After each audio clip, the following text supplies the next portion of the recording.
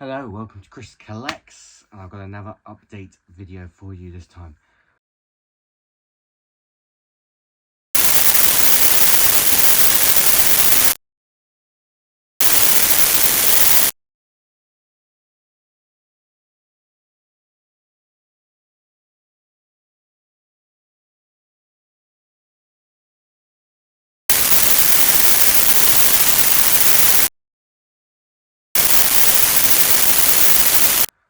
So, small update, probably the last one for, probably the last one for a little while, as I need to kind of slow down on the purchases. But we've got some Blu-rays, we've also got some non-Blu-ray. I'm going to show the non-Blu-ray thing first. I picked up one of these, the Fugitive Doctor and TARDIS set, which was an online exclusive with character options. This was revealed and was available to buy last week. Same thing that they did with the 14th Doctor Sonic Screwdriver, and the same thing happened. The website totally crashed. It just would not work. It would not load. It was an absolute nightmare. But I eventually got through, and I eventually managed to get one. And after it bouncing back and forth to several different Royal Mail delivery depots, it finally arrived this morning as I'm filming this, which is the Saturday. But I just love the look of that Jo Martin figure there. It was a bit on the pricier end. It was $39.99. But I mean, there is a lot of new tooling on the Fugitive Doctor. It does also come with the what do they call it? It's a blaster, yeah, but what? Division, that's it. Division blaster. And the TARDIS box is a little bit different to other TARDIS boxes. So was pleased to get this. I probably will open it. I'll probably put it in my cabinet in the office where I've got... Oh, I might have 3 other TARDISes in there already. No, I think I've got 2 TARDISes and the 14th Doctor. So this will probably go in that shelf on display. I do like the packaging though. I'm loving the new style guide with the Doctor Who diamond logo. It is weird that this is the diamond 60 years logo, considering it's a 2024 set. It makes me believe that this was probably due to come out last year, and for whatever reason it was delayed. That's my guess. And we do also know that there were new merchandise on display at London Toy Fair recently.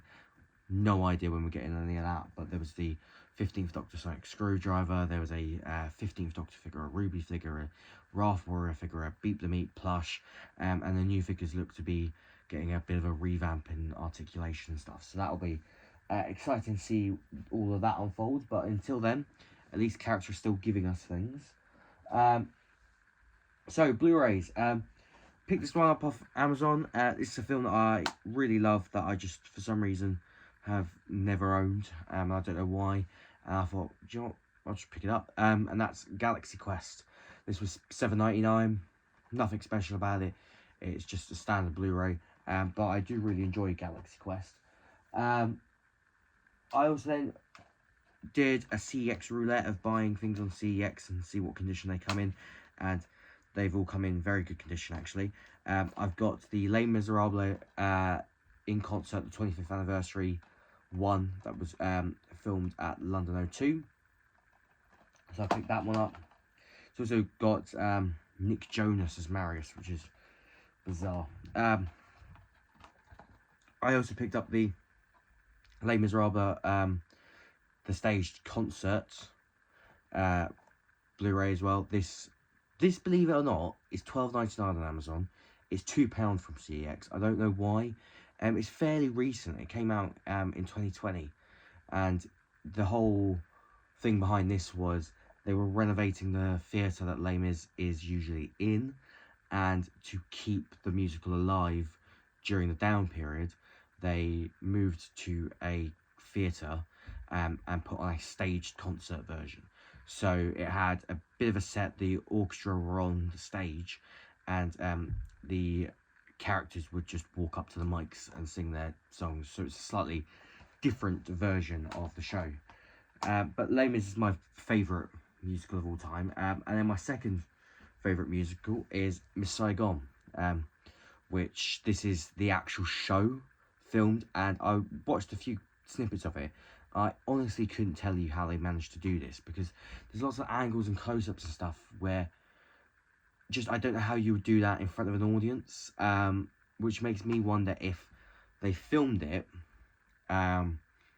just without an audience, and then they recorded audience clapping and put that in over the top.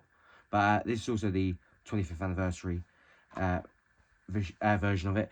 This is also the cast that I got to see when it was last in London. So that's quite a nice thing for me to have and revisit. There's also a behind the scenes documentary on how they brought it back to London and how they remade it and revamped it. This features, of course, the big helicopter set piece, which is extraordinary. I was actually in the third from front row when I saw this, and it was phenomenal. It was a birthday present for my mum one year, and I can't for the life of me think what year that would have been. I think it must have been like a milestone. I must have turned 18, and that was my big birthday present. I haven't opened this yet, but I did score this off eBay. This is the Dawn of the Dead Second Sight 4K. It's the kind of standard box version. It's not the limited edition, but I got this for 30 quid, 35 posted. So yeah, was happy to pick that up. And then the last thing, this also arrived today. I pulled the trigger. Didn't really want to wait to see if they were going to do a standard edition of it, mainly because I don't want to miss out on this, knowing that there's a part 2 and a part 3, and that is the Justice League Crisis on Infinite Earths 4K Steelbook. I have also actually decided to start putting certain Steelbooks into the main collection, because I have these kind of protective sleeves. So I don't know why I've never really thought to do that, so I don't have to break up certain collections. So this can still go in my DC animated section. It'll just have to be a steelbook rather than a standard edition. And it kind of opens it up to me to decide whether I want to get a steelbook for a DC animated film or not. So that's that one. Oh, and last but not least, actually, I don't know why I didn't see this when I was going through all that. I actually upgraded the only Doctor Who collection box set that I didn't have in limited edition form, and that was Doctor Who Season 10. Now, the sticker on there does say 105. I didn't pay 105. So, I passed on this last weekend because it doesn't have the J card. All of my collection box sets have the J card, and if you're unsure, anyone that's not big into collecting, if you're unsure what a J card is, let me just pull out Season 22. A J card is literally just this cardboard thing that goes over the top, and I believe it's called a J card because they're mostly like that, where they're kind of in a way shaped like a J. So yeah, all of my collection box sets have that, and I was a little bit uncertain of getting one without it. Now, someone offered on eBay. I was watching one, and someone sent me an offer of one with a J card that was £100. I can't remember if it was brand new or not. Don't think it was. And then I was also watching one that was bidding midweek, ended lunchtime midweek, and it somehow went to like 150 quid. I was like, I'm not paying 150 quid. I was trying to snag it for 100 or less. And then that's what made me go, right, I need to really think about this, because if I want to upgrade it, I'm going to have to do it soon. Otherwise, it's going to be really, really difficult to get. And then I saw one on eBay that was exactly like this, no J card, and it was 190. No, Yes, no, yeah, it was £190, and a lot of the brand new ones were like 250, 300. I saw one that was getting close to 900. The prices on these box sets are insane, and it is crazy to think that even with it all on BBC iPlayer, the prices are still that insane.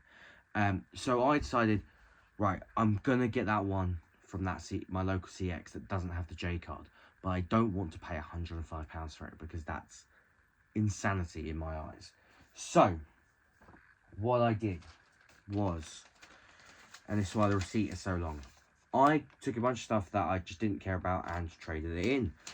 Things like the Kingsman on Blu-ray, the Halloween 25 Years of Terror DVD box set, the Dark Knight steelbook, the extra Blu-ray steelbook that I had, If I Stay, F123, which I've played the bit I want to play now, so no use to me, Money Monster, Everest, Doctor Who The Collection Season 10, the standard version, Batman The Dark Knight Rises steelbook. That was again the extra Dark Knight Rises steelbook. Runner, Doctor Strange in the Multiverse of Madness steelbook. Just don't. I've kind of decided I've got the MCU steelbooks up to Avengers Endgame. I'm kind of thinking of getting rid of the ones that I just don't really want. Like, I'm kind of falling out of love with the MCU at the moment, and collecting a steelbook to me is kind of starting to lose its luster a bit. I like that I've got Iron Man to Avengers Endgame, and I've also got the No Way Home steelbook. But then I've got Black Widow, I've got Shang-Chi, I had Thor Love and Thunder, and then of course Doctor Strange as well. The Deadpool steelbook, the lenticular one, The Revenant, Hitting the Apex, Monuments Men, Death Note Volume 1 on DVD, Batman Begins steelbook, Saving Private Ryan, the Blu-ray, because obviously I've got the 4K now, and Stand Up Guys and Snow White and the Huntsman. And all that in trading credit was something like 70, it doesn't actually tell me on here, it was like £70 something. So with that, I actually managed to get the price down to £26.83, which is actually cheaper than buying the standard edition of this set. So I thought, do you know what, I'm going to live without the J card, because I just don't know what the price of this is going to be like if I keep waiting to find one with the J card. And who knows, maybe I'll see one in a CEX where it has got the J card, and I can take this one, trade this one in, get the voucher, and replace it with that one.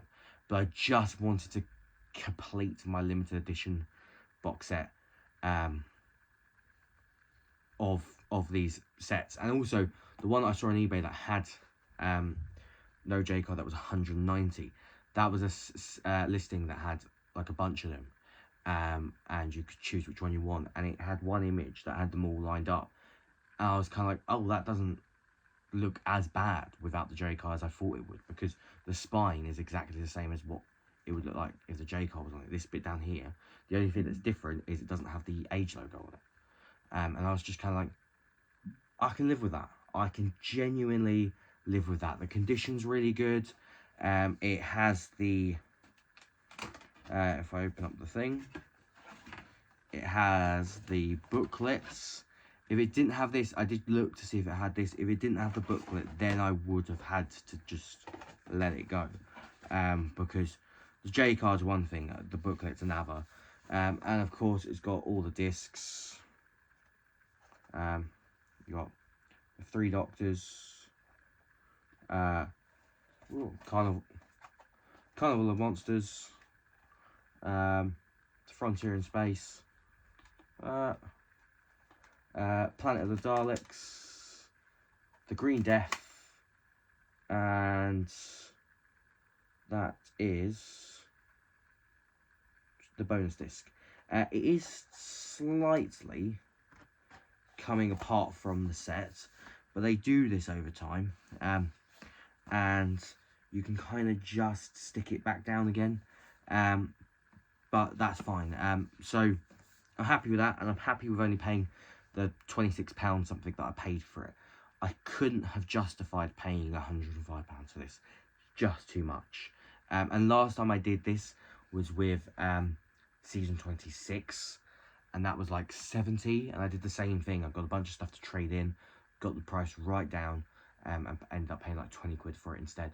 I just, as collectible as these are, I really cannot justify spending insane prices on them. And now I'm up to date, and the latest one that's on pre-order, I have that one on pre-order. So I no longer have to worry about trying to hunt these down after the fact. So happy to finally get that one. And that's everything. So thanks for watching this video. I hope you enjoyed it. And I'll see you next time. So happy to finally get that one. Everything. So thanks for watching.